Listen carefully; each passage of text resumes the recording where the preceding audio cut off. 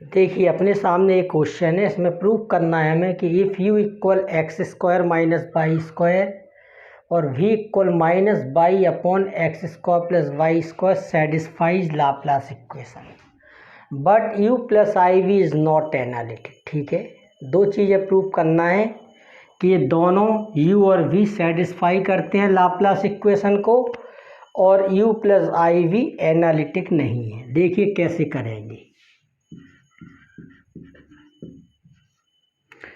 u क्या दे रखा है, x square minus y square, तब इससे del u upon del x निकाला और del u upon del y निकाला, कितना आ जाएगा -2y और del square upon del square u upon del x square निकाला, क्या आ गया 2x, del square u upon del y square निकाला, क्या आ गया -2। दोनों को ऐड कर दो,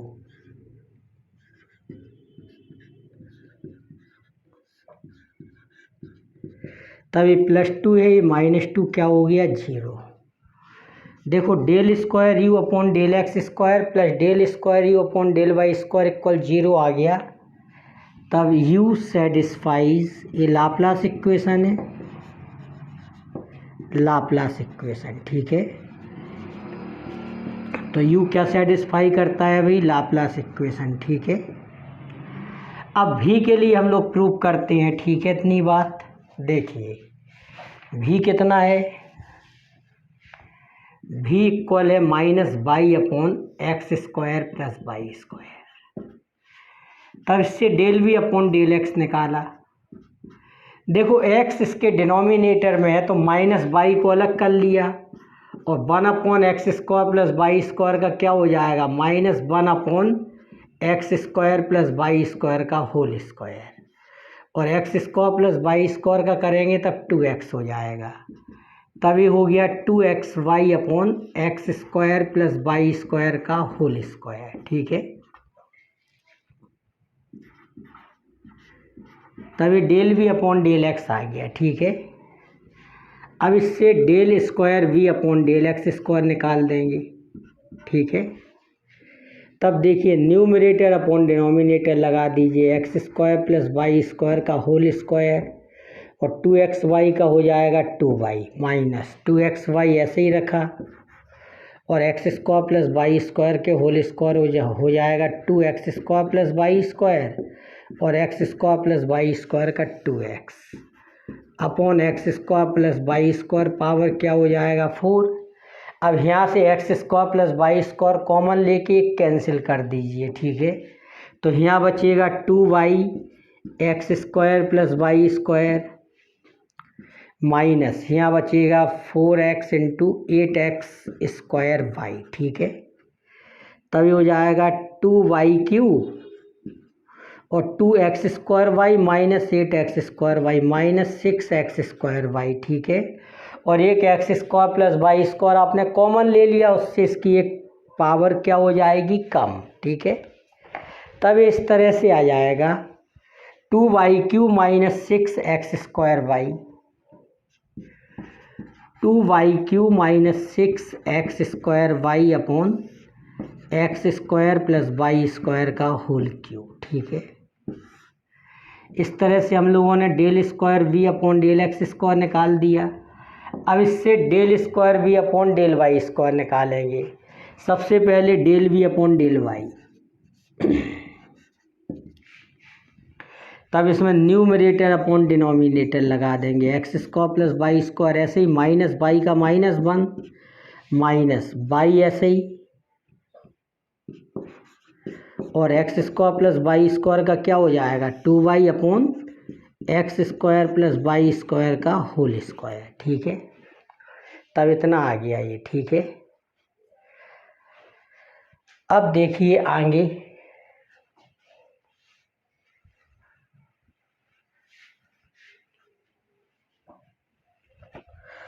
तब del v upon del y की वैल्यू देखो कितनी आ जाएगी, ये हो जाएगा माइनस प्लस का 2y स्क्वायर माइनस का 2y स्क्वायर, तो x square minus y square हो जाएगा ये। ठीक है, और माइनस का एक्स स्क्वायर, ठीक है, upon x square plus y square का होल स्क्वायर।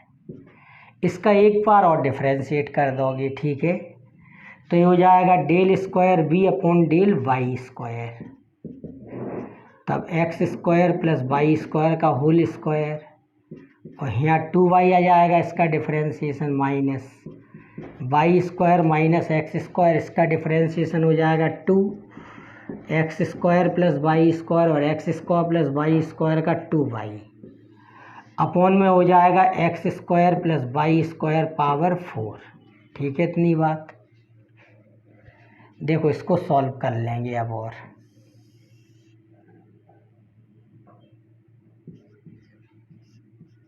ठीक है, तब del square b upon del y square देखिए कितना हो जाएगा। देखिए इसमें न्यूमरेटर में से x square plus y square common आ जाएगा, और x square plus y square power 4 को एक पावर कम कर देंगे, तब x square plus y square का क्या हो जाएगा, होल क्यूब, ठीक है। अब यहाँ बचेगा 2y into x square plus y square,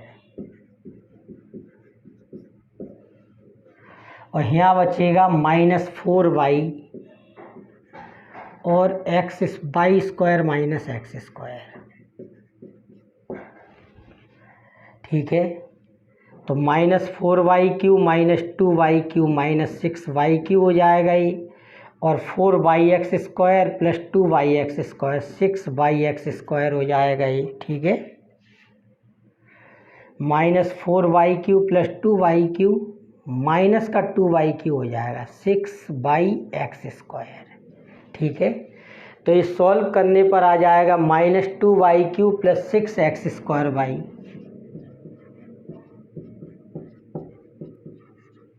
ठीक है। इतनी बात। अब देखिए क्या करेंगे इसमें,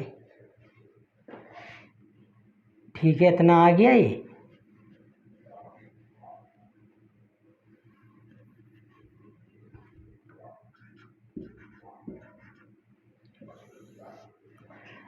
अब del square v upon del x square plus del square v upon del y square, इन दोनों को ऐड कर देंगे, ठीक है। तो del square v upon del x square कितना है, 2y Q minus 6x square y upon x square plus y square का whole cube plus -2y q plus 6x square y upon x square plus y square का whole cube, ठीक है। तो ये add करने पर आ जाएगा 0, ठीक है। तो हम लिख सकते हैं v सेटिस्फाइज लाप्लास इक्वेशन, ठीक है। v किसको सेटिस्फाई करता है, लाप्लास इक्वेशन को, ठीक है। अब इसके बाद देखिए आप, ठीक है, इतना प्रूव कर लिया हम लोगों ने। अब देखिए, अब हमें ये प्रूव करना है कि u plus i v analytic function नहीं है, ठीक है। तब देखो इस काम को हम लोग किस तरह से करेंगे।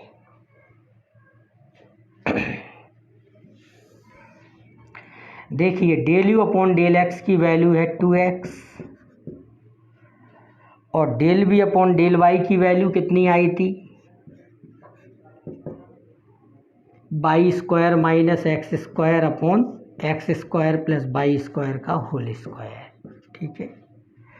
और del u upon del y की वैल्यू कितनी है, देखिए -2y है, ठीक है। और del v upon del x की वैल्यू कितनी आई थी,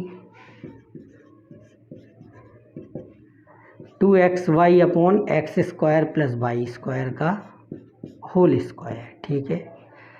अब देखिए यहाँ पर del u upon del x जो है वो del v upon del y के बराबर नहीं है, और ना ही del u upon del y minus del v upon del x के बराबर है, ठीक है ना। यानी कि u और v जो है वो कॉची रीमान इक्वेशन को क्या नहीं करते हैं, सेटिस्फाई, ठीक है। तो लिख देंगे हम लोग यहाँ पे कॉची-रीमान इक्वेशन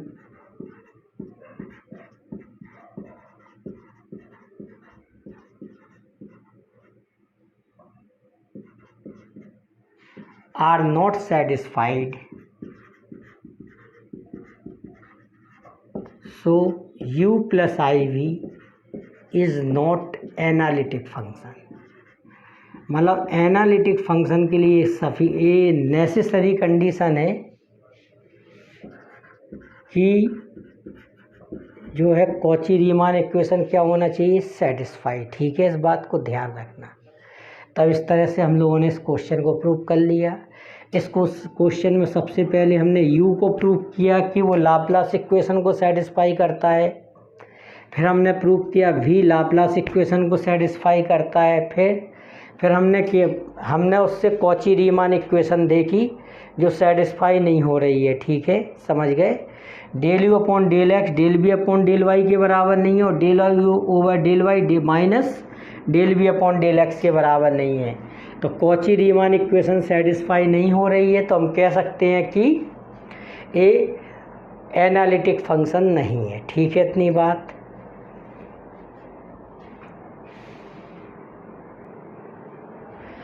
देखिए, कुछ बातों को नोट में ध्यान रखिए, ये बहुत इम्पोर्टेंट बातें हैं। ठीक है, अगर f z equal u plus i v analytic function है,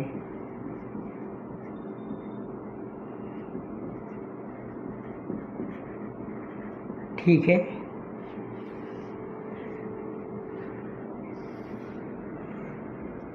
तब इससे कॉची-रीमान इक्वेशन सेटिस्फाई होगी।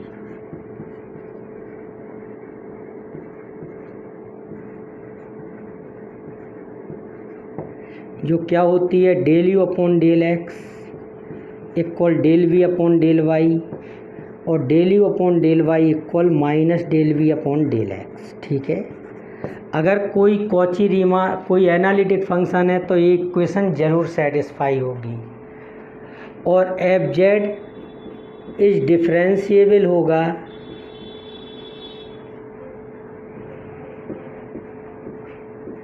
इन डोमेन डी। ठीक है,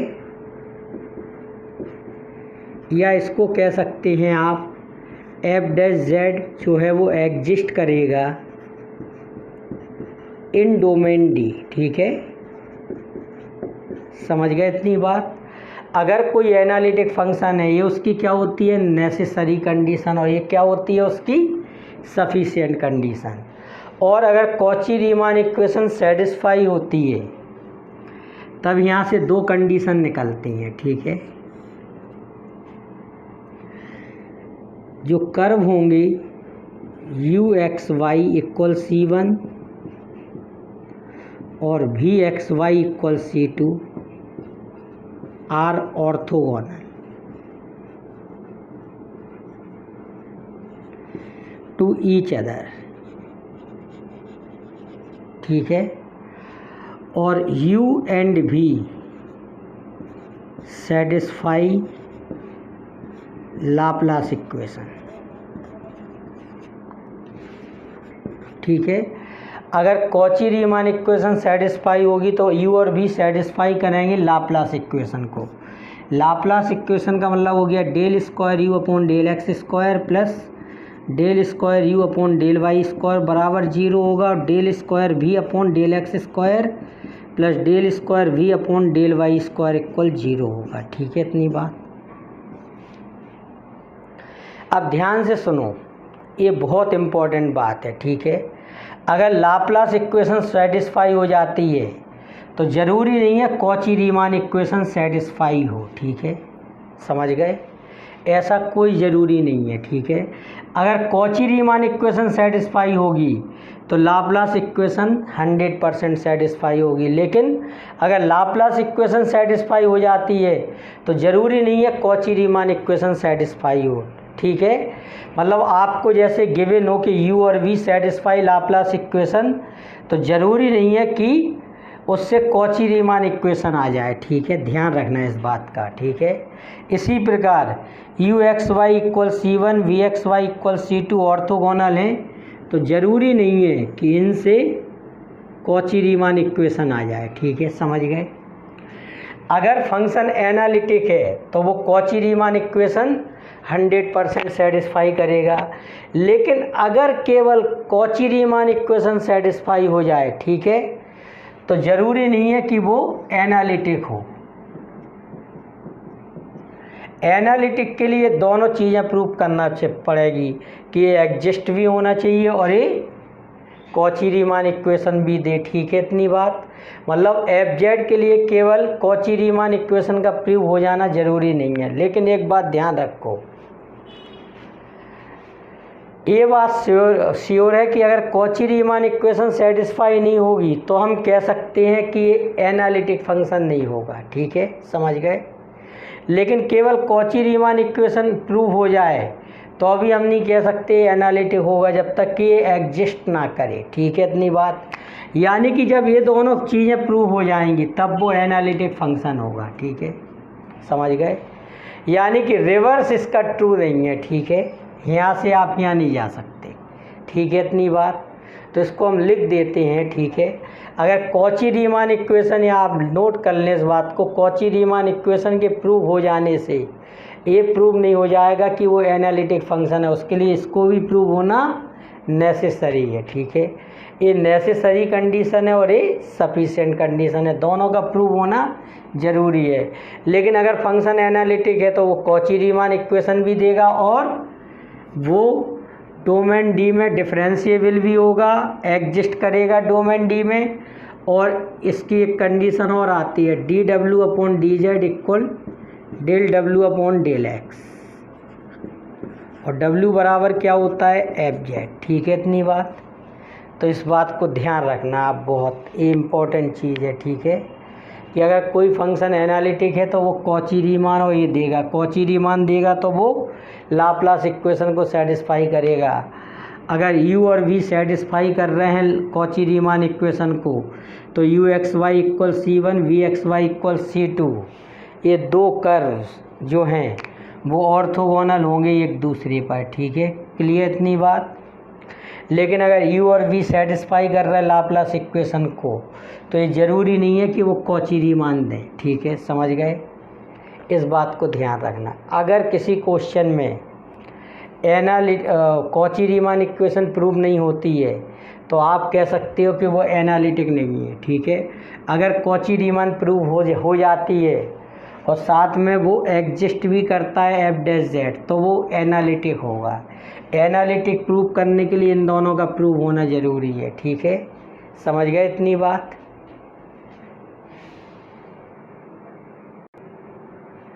देखिए क्वेश्चन है अपने सामने की शो करना है that f z equal under root mod x y is not analytic at origin although Cauchy Riemann equations are satisfied at that point. देखो ऑरिजिन पर कॉची रीमान इक्वेशन सेटिस्फाई होने के बाद भी ये क्या है भाई, ये एनालिटिक फंक्शन नहीं है, ठीक है। यानी कि एफ डैश जेड ऑरिजिन पर एग्जिस्ट नहीं करेगा, ठीक है, इतनी बात। तो हम दोनों कंडीशन प्रूव करेंगे, देखिए कैसे प्रूव करेंगे। देखो एफ जेड की वैल्यू कितनी है, इसका आप डिफरेंशिएशन नहीं कर सकते तो हम लोग इसको डेफिनेशन से करेंगे, ठीक है। एफ जेड में एक्स और वाई भी होता है। अब एक्स और वाई की जगह पर अगर हम जीरो रख दें तो जेड बराबर क्या हो जाएगा, जीरो, क्योंकि जेड इक्वल क्या होता है, एक्स प्लस आई वाई, ठीक है। तो एफ जीरो की वैल्यू क्या हो जाएगी, जीरो आ जाएगी अगर एक्स और वाई की जगह पर आप जीरो रख दोगे, ठीक है। अब एफ जेड इक्वल एक कंडीशन और होती है, यू एफ जेड का फॉर्मूला होता है u x y plus i v x y, ठीक है, under root mod x y, ठीक है। तब देखिए इसमें हम लोग पुट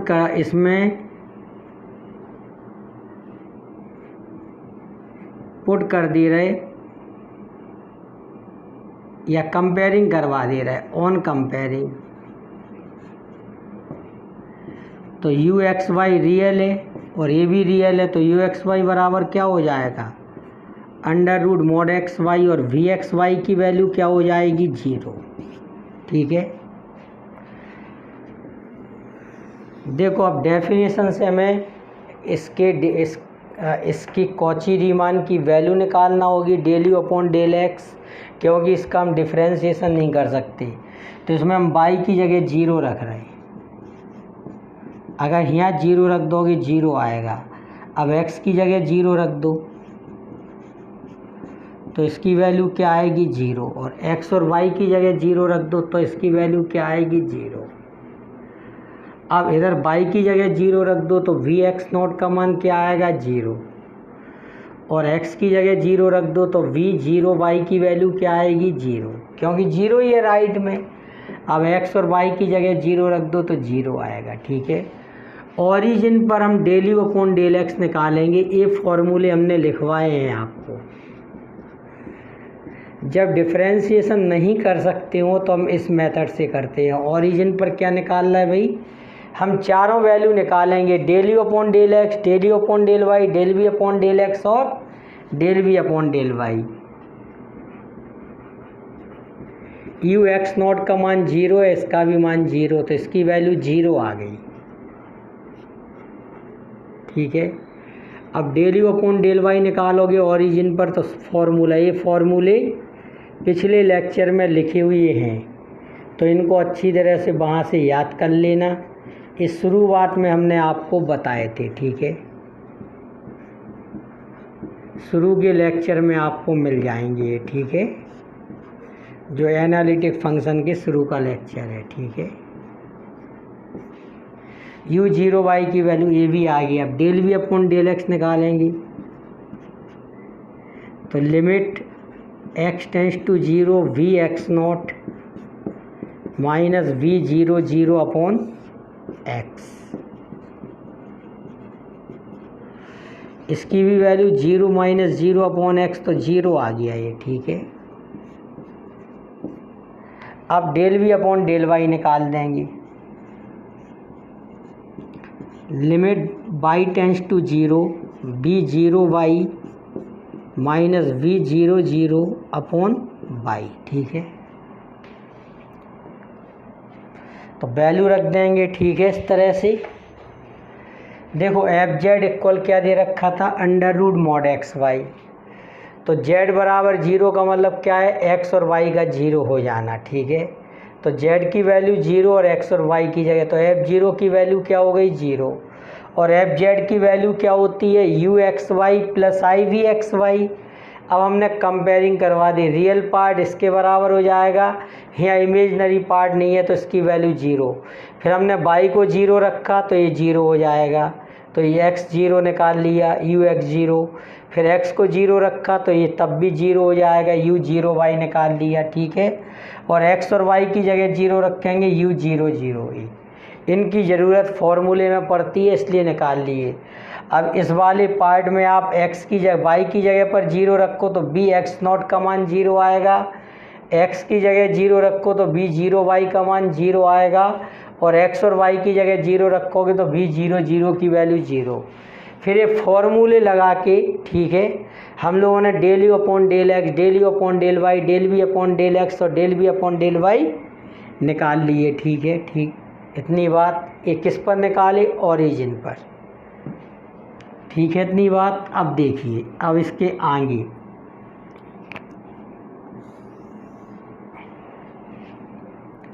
तब del v upon del y कितना हो जाएगा, लिमिट बाई टेंस टू 0 भी 0 वाई की वैल्यू 0 है और भी 0 0 की वैल्यू 0 है अपॉन वाई, तो ये 0 आ गया। ठीक है, अब देखिए यहाँ पर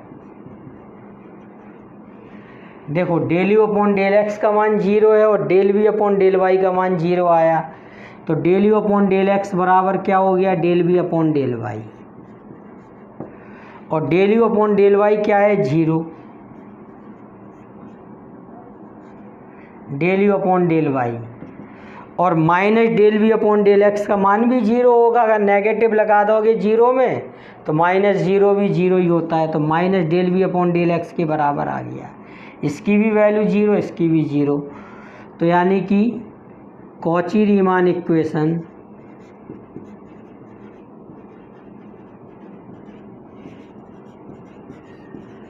आर सेटिस्फाइड।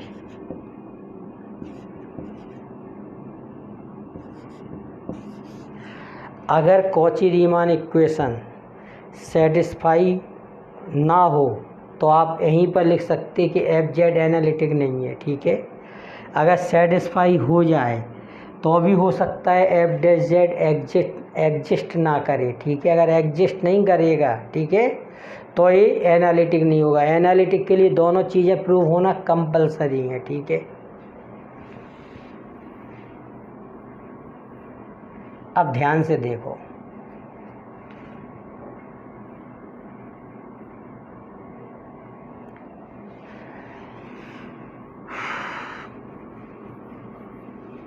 इसको भी मिटा देते हैं, ठीक है। अब एट ओरिजिन पर हम एफ डैश जेड निकाल रहे हैं।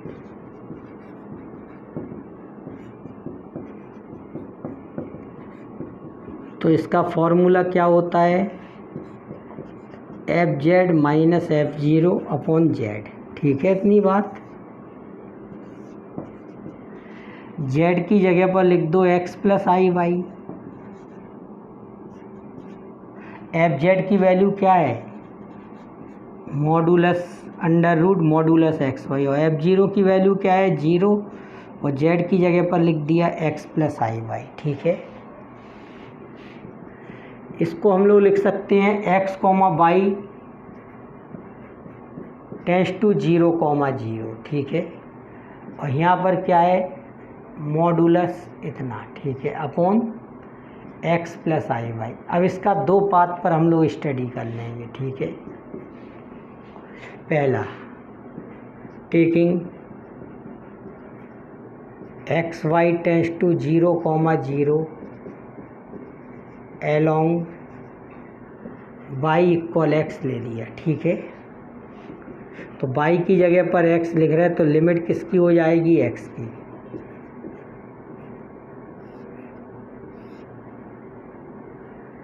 अपॉन एक्स प्लस आई एक्स, ठीक है। कितना हो जाएगा, मॉड एक्स का स्क्वायर कितना होता है, एक्स हो जाएगा, x upon one plus i into x, ठीक है। तब इस सॉल्व करने पर आ जाएगी value one upon one plus i, ठीक है। Second, taking x y tends to zero comma zero along y equal zero ले लो, ठीक है। वाई की जगह जीरो लोगे तो क्या हो जाएगा, देखो ये पार्ट जीरो हो जाएगा, जीरो अपॉन एक्स प्लस आई जीरो, यानी कि जीरो आ जाएगा। अब ये वैल्यू और ये वैल्यू एक समान नहीं है, तो लिख देंगे f dash z does not exist. जबकि कॉची रीमान इक्वेशन सेटिस्फाई हो चुकी, ये एग्जिस्ट नहीं कर रहा, इसलिए लिख देंगे F z is not analytic, ठीक है।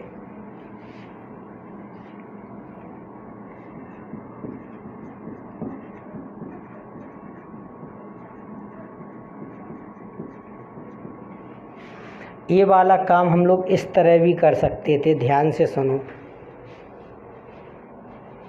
देखो ऐसे भी आप कर सकते, ठीक है, क्योंकि एफ डैश जेड क्या नहीं कर रहा, एग्जिस्ट नहीं कर रहा, ठीक है। और इस तरह से भी कर सकते थे, देखिए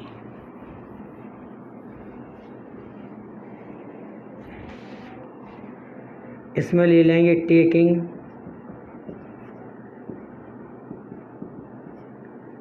x y tends to zero comma zero along, ठीक है,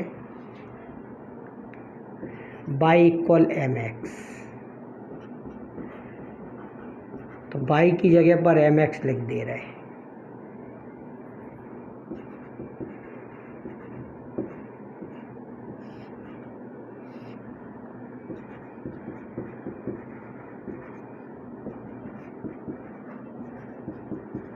तो ये एक्स स्क्वायर हो गया,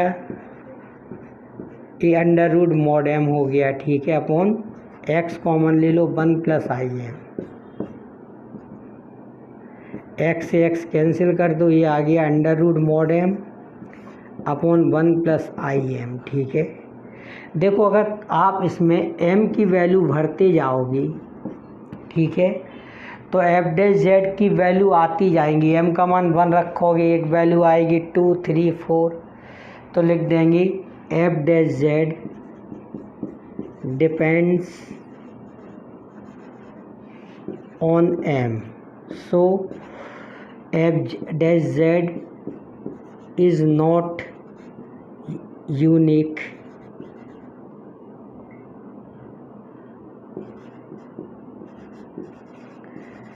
एट z इक्वल 0, ठीक है। So f dash z does not exist, इस तरह भी आप कर सकते हो, ठीक है, कि एक ही इक्वेशन से काम बन गया। आप खुद सोचिए, m की वैल्यू रखते जाओगे, जैसे y इक्वल एक्स पर कुछ और आएगा, y इक्वल 2x पर कुछ और आएगा, y इक्वल 3x पर, आंसर बदल रहे हैं, ठीक है ना।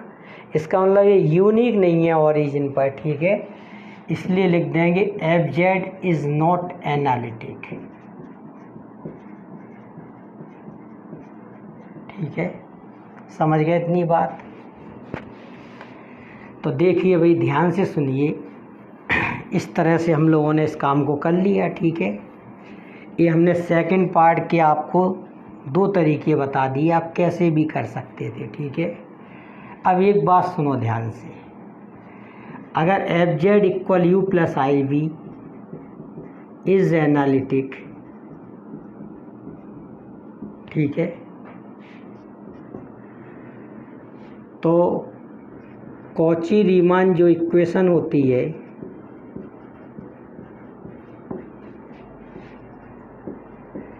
इज सेटिस्फाइड, ठीक है, यानी कि ये इक्वेशन जो होती है वो सेटिस्फाई होती है अगर वो एनालिटिक है, ठीक है। ये इस तरफ इम्प्लाइज कर रहा है,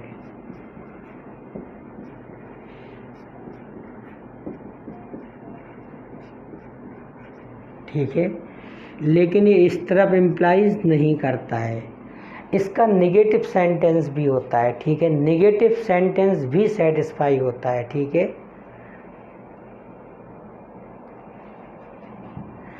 नेगेटिव सेंटेंस क्या होता है, देखिए, इसका नेगेटिव सेंटेंस ले लीजिए, कॉची रीमान इक्वेशन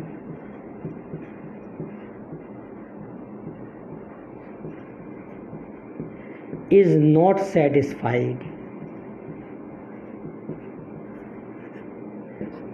अगर नहीं हो रही है कॉची रीमान इक्वेशन सेटिस्फाई, ठीक है, तो ये इम्प्लाइज करता है, इसका भी नेगेटिव ले लीजिए, F z is not analytic, ठीक है, समझ गए। तो नेगेटिव सेंटेंस भी लिखना आना चाहिए हम लोगों को,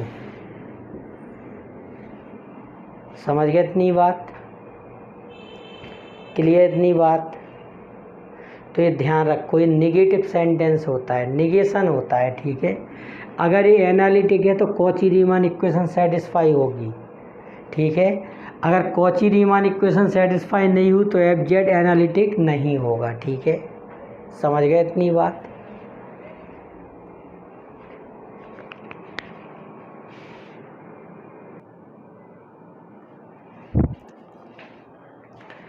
देखिए एक क्वेश्चन है अपने सामने, फाई और psi, phi and psi are 2 functions of x and y. Phi और साई हैं जो वो 2 फंक्शन हैं एक्स और वाई के।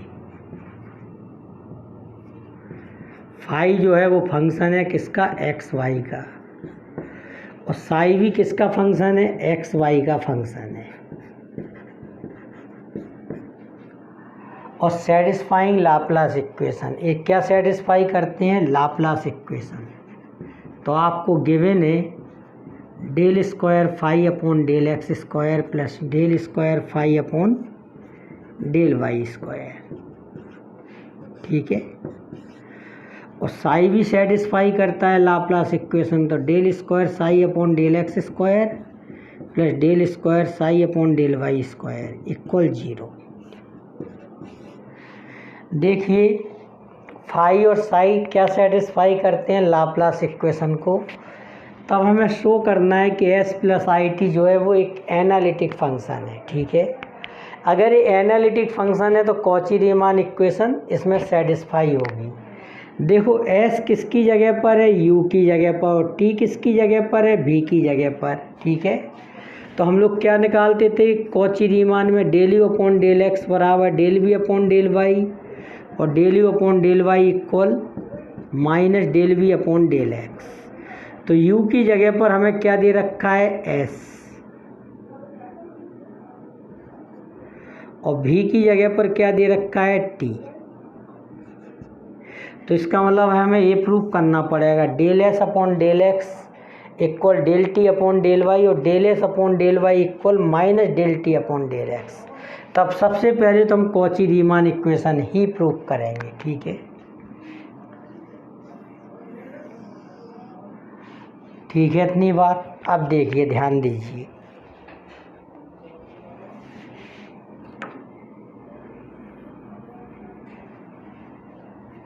और हमने मान लिया इसमें एफ जेड इक्वल कितना है एस प्लस आई टी, ठीक है, समझ गए इतनी बात।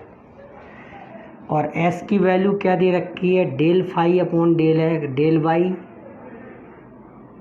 Minus del psi upon del x, और टी की वैल्यू क्या दे रखी है del phi upon del x plus del psi upon del y, ठीक है। तो इससे del s upon del x निकाला हमने, तो एक्स के रिस्पेक्ट इसका डिफरेंशिएशन कर दो।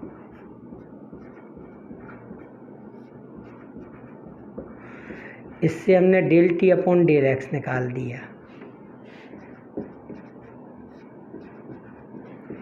Del two phi upon del x del y आ जाएगा ये,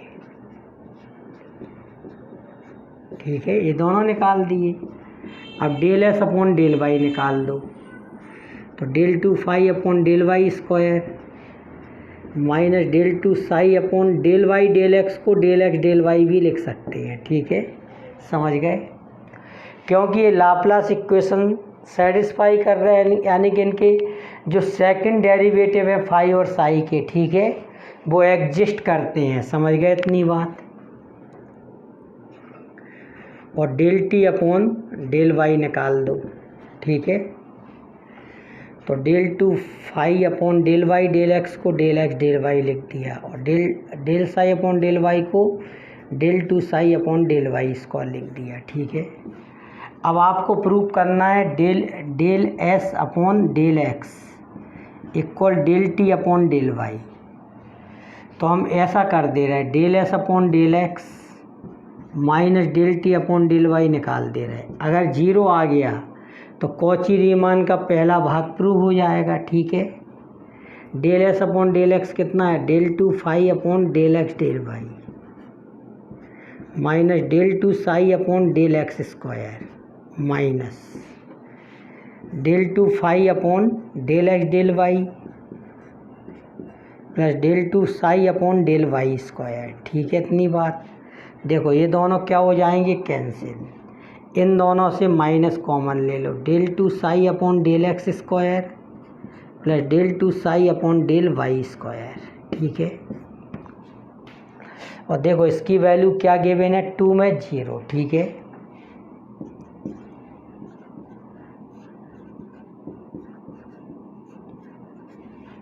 तो इसका मतलब है del s upon del x बराबर क्या आ गया del t upon del y. S और टी यू और वी की जगह पर है इसमें, ठीक है इतनी बात। अब देखो अब दूसरा पार्ट क्या हो जाएगा इसका, देखिए del s upon del y equal minus del t upon del x. तो हम del s upon del y plus del t upon del x निकालेंगे। अगर बराबर में 0 आ गया तब इसका कॉची रीमान का सेकंड पार्ट भी प्रूव हो गया।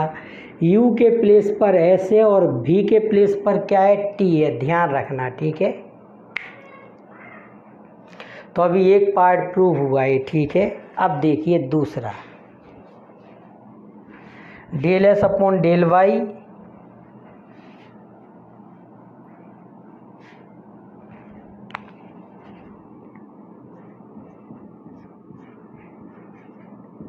Plus del t upon del x निकाल दे रहे हैं। Del s upon del y क्या हो जाए है इधर पे, del two phi upon del y square minus del two psi upon del x del y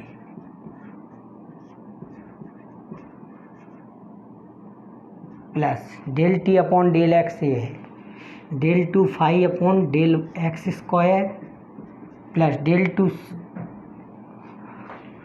del t upon del x. तो यहाँ पर साई होगा, ठीक है ना, इसका एक्स के रिस्पेक्ट करोगे, ठीक है। तो ये हो गया del square psi upon del x del y, तो इससे कैंसिल हो गया, और del two phi upon del x square plus del two phi upon del y square, ठीक है।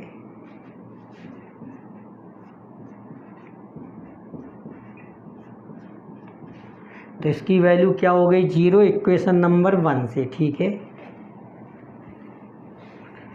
तब देखिए del s upon del y equal क्या आ गया, minus del t upon del x है, सॉरी ये,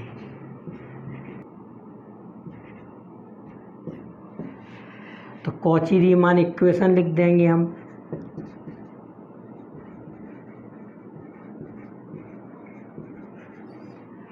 क्या आ गया, del s upon del x equal del t upon del y और डेल यू और del s upon del y equal minus del t upon del x, ठीक है। तो लिख देंगे Cauchy Riemann equation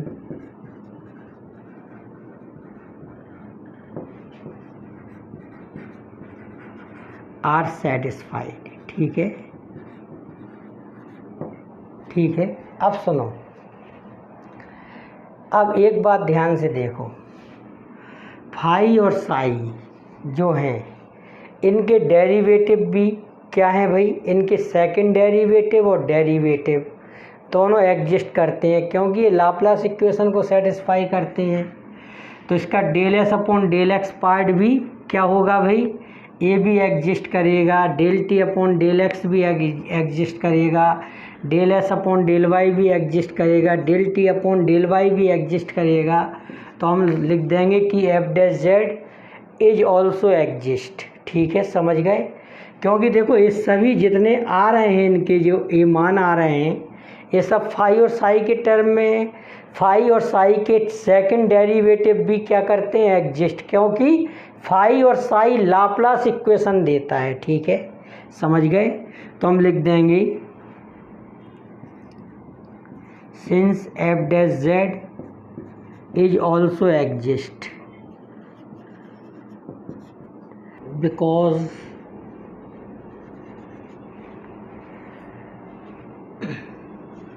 del s upon del x,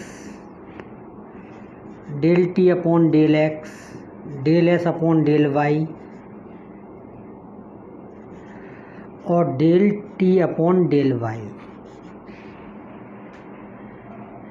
exist, ठीक है, समझ गया। ये सब एग्जिस्ट क्यों करते हैं, क्योंकि देखो del s upon del x या del t upon del x या del s upon del y और del t upon del y, इनके मान जिनके टर्म में दे रखे हैं फाई और साई, ये क्या करते हैं, ये लाप्लास इक्वेशन को सेटिस्फाई करते हैं। तो इनके सेकंड डेरिवेटिव सभी क्या करेंगे, एग्जिस्ट। जब इनके सेकंड डेरिवेटिव एग्जिस्ट करते हैं तो ये सभी क्या करेंगे, एग्जिस्ट। अतः एफ डैश जेड भी क्या करेगा भाई, एग्जिस्ट, ठीक है, इतनी बात। तो इस तरह से प्रूव हो गया। So f z is analytic, f z equal s plus i t is analytic. ठीक है।